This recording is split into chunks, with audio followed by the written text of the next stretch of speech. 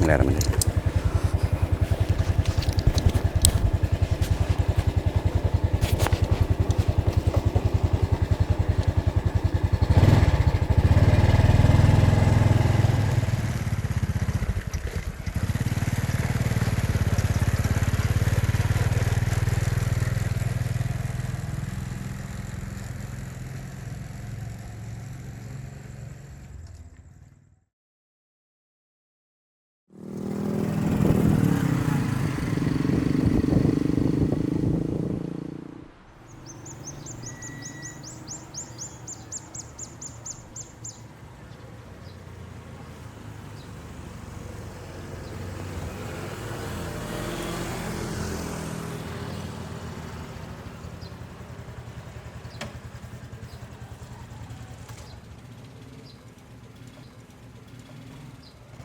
Mau tanggara mau Tonggara Ibu Erni, mau Bu Erni.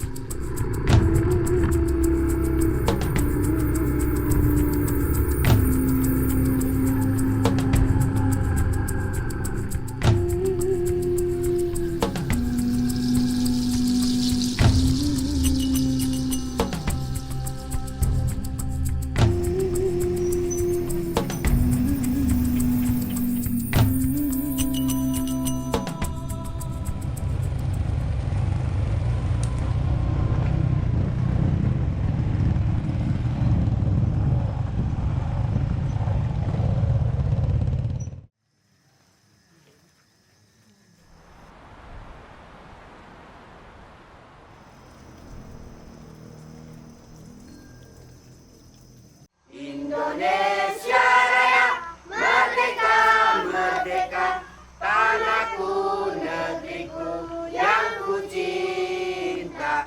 Indonesia Raya, merdeka, merdeka, hiduplah Indonesia Raya. Tegak, gerak.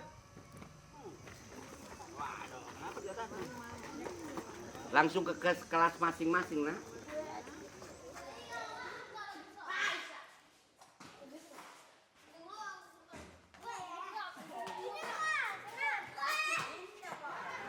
Baik, karena di sini kita berdoa sesuai dengan agama dan keyakinan. Nama saya Kuswanto, saya guru di SD Negeri Kayumpia, Kecamatan Kinoparo, Kabupaten Sigi. Saya bekerja sebagai seorang guru sudah 34 tahun. Jadi awal-awal saya mengajar memang saya memilih di daerah yang jauh dari kota dan kemudian juga yang akses sarana prasarannya belum lengkap. Tapi itulah memang cita-cita saya ingin menjadi guru yang berada di daerah terpencil.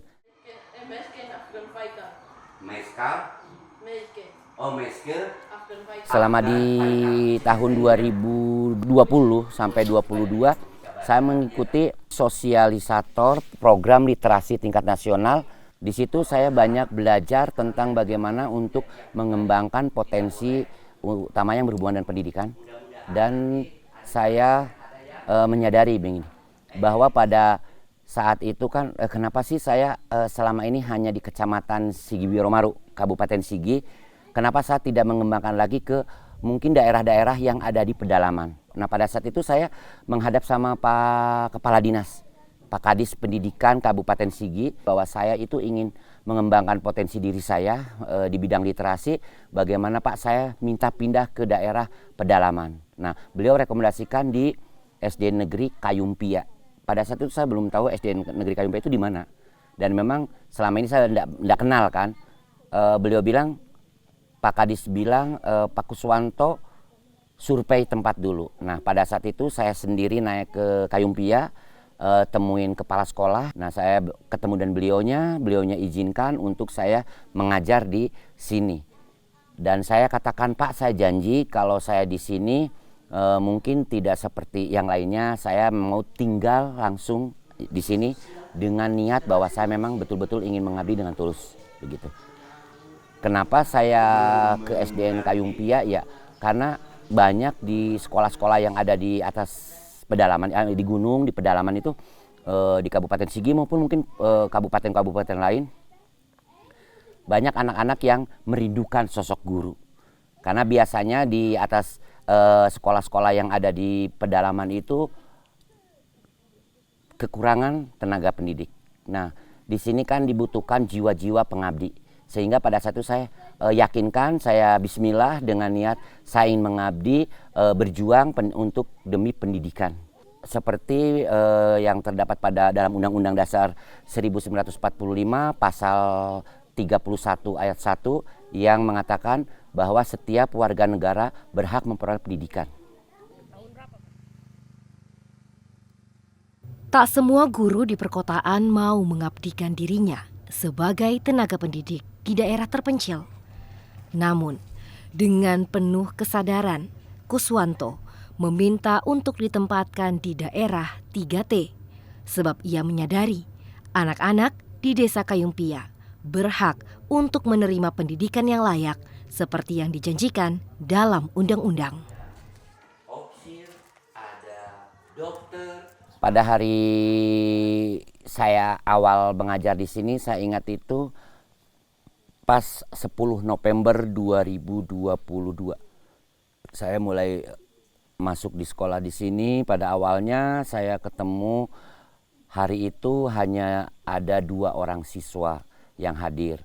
Kemudian yang hari keduanya ada 5 orang. Nah, hari ketiganya ternyata saya menunggu sampai siang nggak ada anak-anak yang datang. Ya, saya sebagai guru baru, kemudian komunikasi dengan kepala sekolah, kemudian dengan teman guru juga ada 1 orang bahwa memang di sini seperti itu. Di saat ada orang tuanya mungkin sedang panen ataupun mungkin sedang musim tanam. Ya, jadi saya maklumi. Terus saya berpikir kalau begini nanti anak-anak bagaimana ke depannya.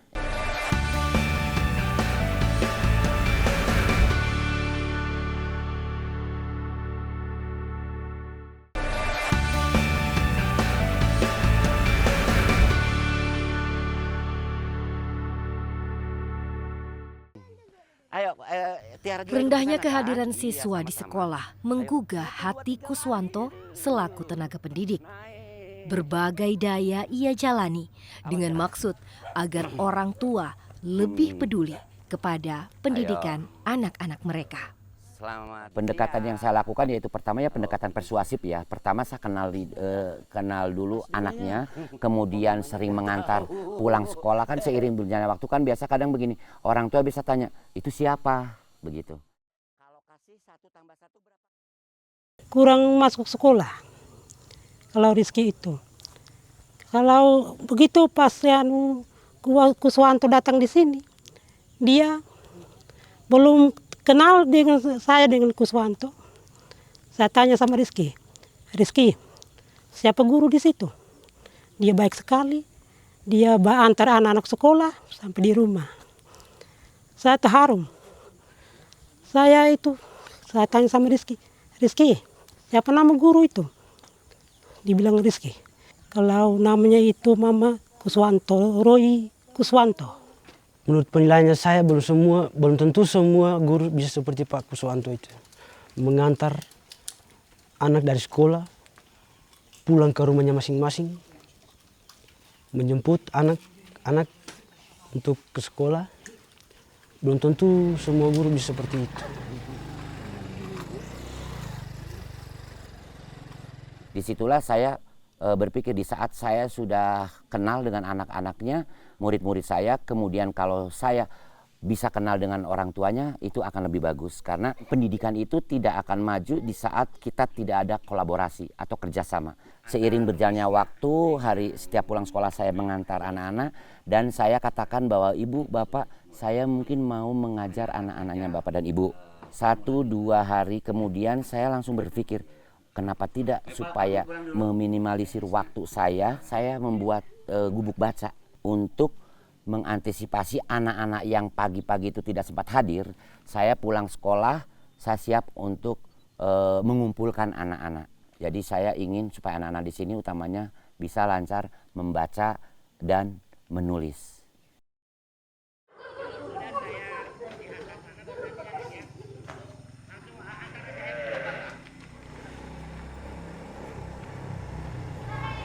Sore.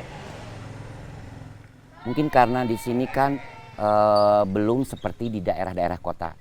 Saya lihat ada yang sudah bisa membaca secara otodidak, biasanya kadang mungkin dari faktor keluarga. Tapi ada anak-anak yang sudah bisa lancar membaca, kemudian ada yang sudah mengenal huruf, ada yang sudah bisa dua suku kata, begitu. Sehingga pada saat itu saya mengelompokkan mana sih yang harus perlu saya dampingi untuk bisa semakin memiliki kemampuan utamanya membaca. Kalau di sini kenapa itu literasi anak-anak masih kurang membaca dan menulis? Di sini sebenarnya siswanya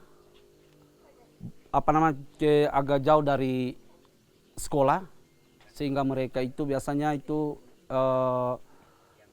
hari ini datang, biasanya sampai 2 hari baru datang lagi. Anak-anak sang pendekar, baik. Berlandaskan keinginan sederhana, gubuk baca literasi tumbuh bersama anak-anak di Desa Kayungpia. Sekilas tempat kecil ini seperti tak berharga, namun dari gubuk ini mereka berpacu mengejar ketertinggalan. Jadi apa yang Echa bacakan teman-teman lain pasti akan mengerti. Sebelum adanya Pak Kuswanto ini, semua mahasiswa sini memang ada yang tahu membaca, ada yang belum. Terutama adik saya ini. Adik saya lalu itu sebelum ada Pak Kuswanto itu, bisa dibilang bahaya sekali, belum tahu membaca. Tapi setelah ada kedatangannya Pak Kuswanto, puji Tuhan sudah pintar dia membaca, sudah lancar. Dengan adanya gubuk baca, yang saya lihat justru orang tua itu sangat mendukung. Pertama kan kadang biasanya orang tuanya itu ada ke kebun. Anak-anak pulang sekolah kan biasanya tidak ada yang mengontrol. Orang tuanya kan jauh kebunnya. Dengan adanya gubuk baca ini anak-anak seakan selain orang tua itu agak tenangnya kan selain mereka belajar, kemudian juga ada yang mengontrol. Misalnya seperti saya sebagai gurunya. Ya istilahnya dengan adanya gubuk baca bagi saya ada win-win solution, sama-sama saling menguntungkan.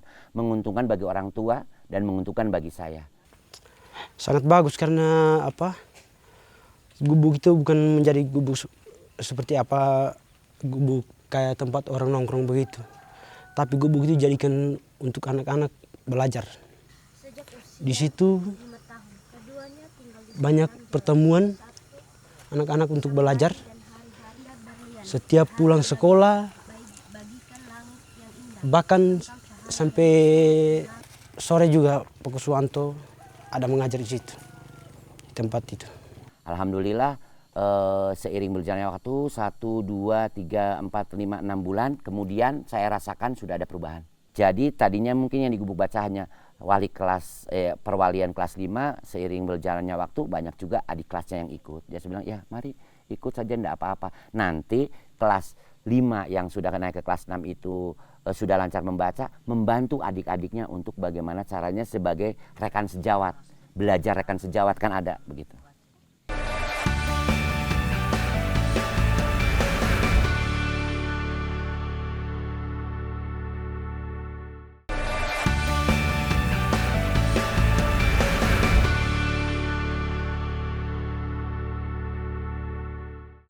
Tomat,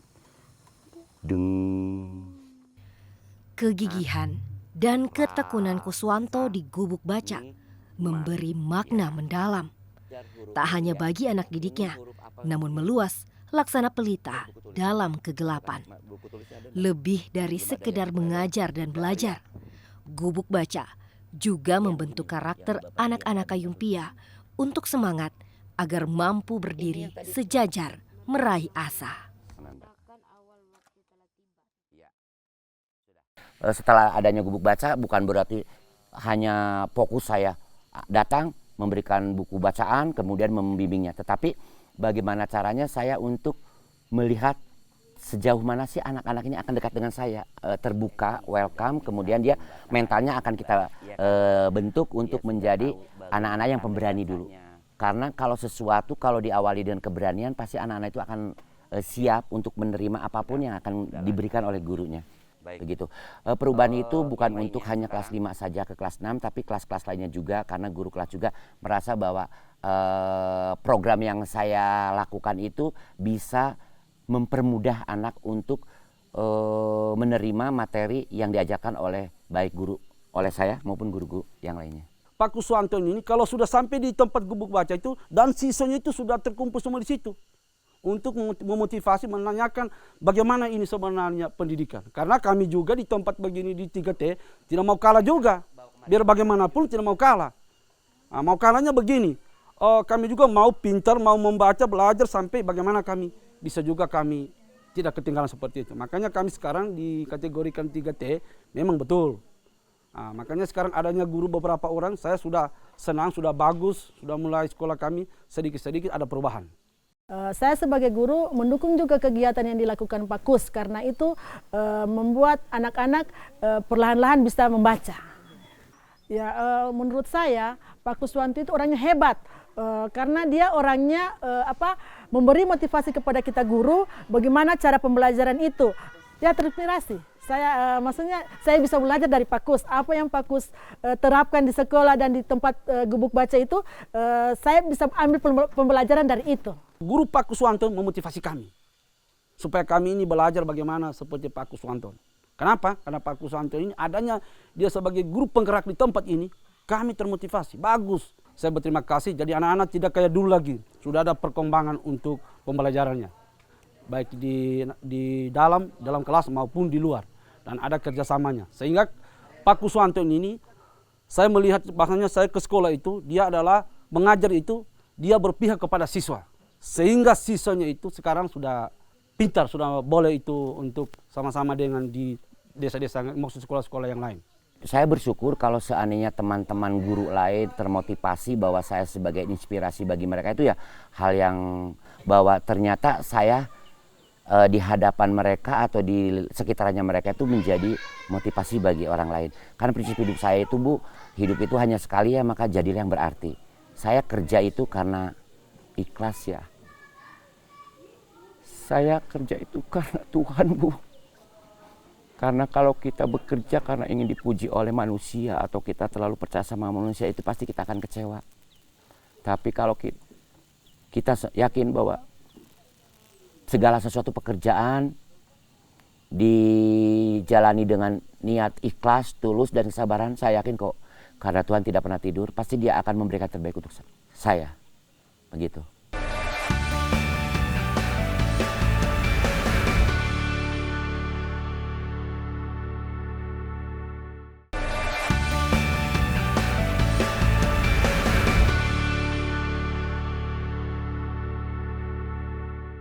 Pak Kuswanto dari Sigi, Sulawesi Tengah.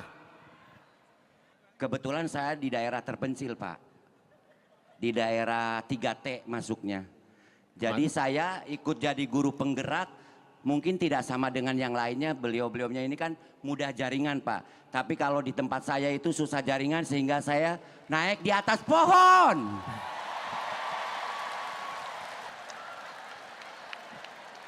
Pak Menteri, Kepala Sekolah.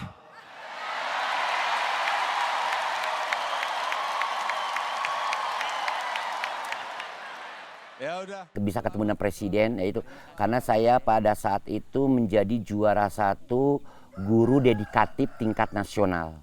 Untuk realisasi sebenarnya begini Bu, saya berterima kasih sekali kepada Bapak Presiden sudah memberikan amanat menginstruksikan kepada Pak Menteri. Tapi balik lagi ke diri saya Bu, karena saya memang niatnya hidup ini kan hanya ingin menjadi yang berarti. Bagi saya pekerjaan guru itu sangat mulia loh Bu. Biarlah saya jadi guru saja.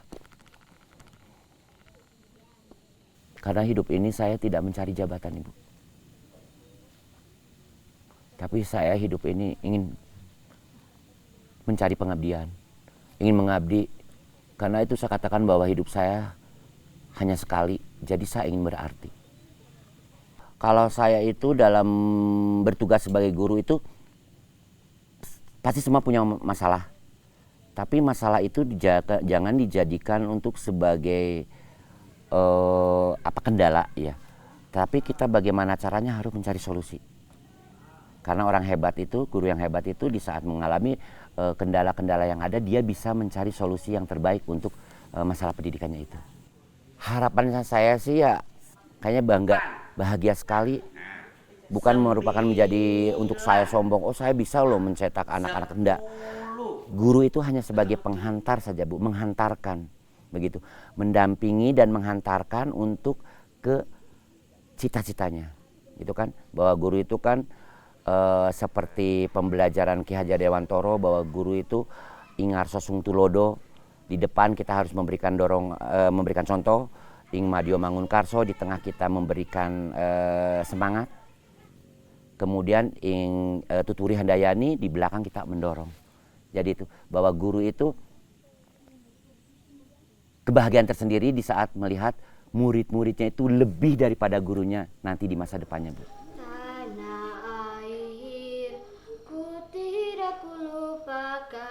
Bagi saya mereka itu adalah berlian, permata yang tersembunyi di balik pegunungan ya. Tapi berlian walaupun dimanapun dia akan tetap berkilau, akan tetap bersinar. Nah justru itu juga saya ingin mereka itu nanti ke depannya bisa menjadi orang-orang yang hebat, penerang dalam gulita, orang-orang jiwa pengabdian yang kuat, memiliki karakter yang bagus. Saya sebagai guru, itulah guru itu juga manusia, ya kan, yang tidak luput dari ya hilap dan dosa. Tapi memang sih guru itu bukan orang yang luar biasa, tetapi dari guru terlahir orang-orang yang sangat luar biasa.